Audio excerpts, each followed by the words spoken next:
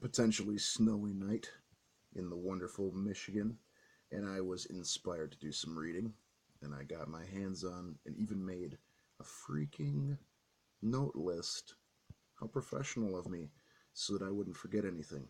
So, since it's a very popular topic right now, let's go with Conan the Barbarian by Jason Aaron and Mumad Asrar, issue number one. I'd love to talk about it. I actually finished that bad boy. I enjoyed it. I enjoyed it. I liked the artwork. He had sort of like I can't remember the artist's name right this second.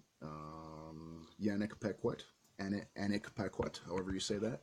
It had sort of that sort of a feel. I would have to agree with the sleepy reader on the fact that it had a little bit of them going, kind of ignoring the backgrounds a little bit. But the story was kind of an intro and an outro at the same time. Had King Conan at the very beginning and at the very end, and then it kind of started to go where his gladiator roots, him fighting off some people, and sort of his drunkard try to get some self goes and tries to get some from a young lady a young blonde with skin like fire, who turns out to be, yeah, I got my Conan hair out too. Sorry guys, excuse me.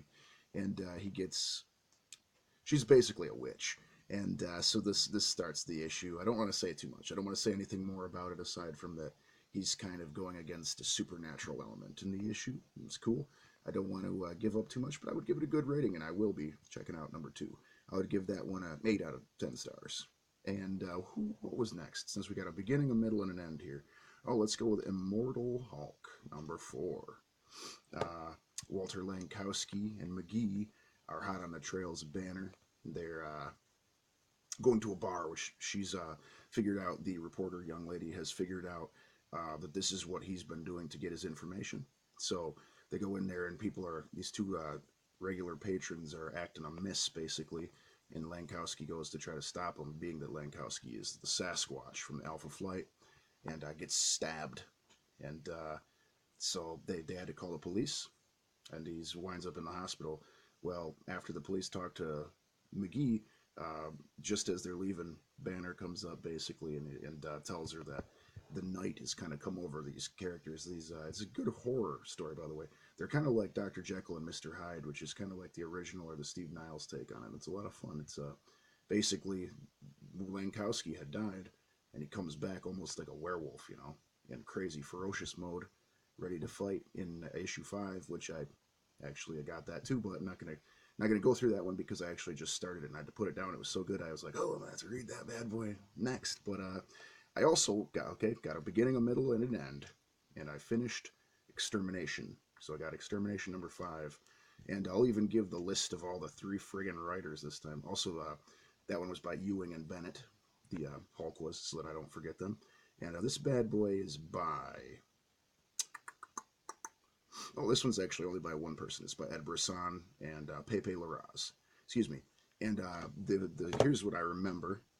That was not the young Cyclops, because if any of the 5 were killed, they were going to wreck everything, was basically what they're saying with the time jump of the young Cable. I don't know if it's Nate Gray or if it's X-Man or whatever you want to call him, or if you want to call him young Cable, but it was Mimic instead. And I don't know if they really resolved that. I think maybe he was dead. And young Cable ends up taking out the ship of Ahab being the enemy who'd been turning everyone into hounds, and that was how he was following them, so they had to take the ship out. And they do, in fact, end up. This is a spoiler. This is an ending, so you could turn that off. I apologize if I gave away too much info, but they do return the all-new X-Men to their proper place. And in our very last page, we get none other than the real Cyclops. Scott Summers, the aged one with the blue Astonishing X-Men outfit. So I have to give a pretty okay rating. I really like the artwork there. I thought that was an okay storyline. I didn't think it was bad. I'd give it about a 6.5 out of 10, and I would give the Hulk still staying on top, still getting a good rating from me, getting a 9 out of 10. So if you haven't read these ones, check them out. I'd love to hear your opinions on it. I'd love to talk further about these issues. Hope you guys are doing good. Hello, YouTube. Gregor Black checking in. Hope my fans and friends, not even fans, come on, man. What am I going about? Hope my friends are doing well out there. I'd love to talk to you below. Let me know how you're doing, and let me know your opinions on these books, and if you got any good suggestions along the same lines.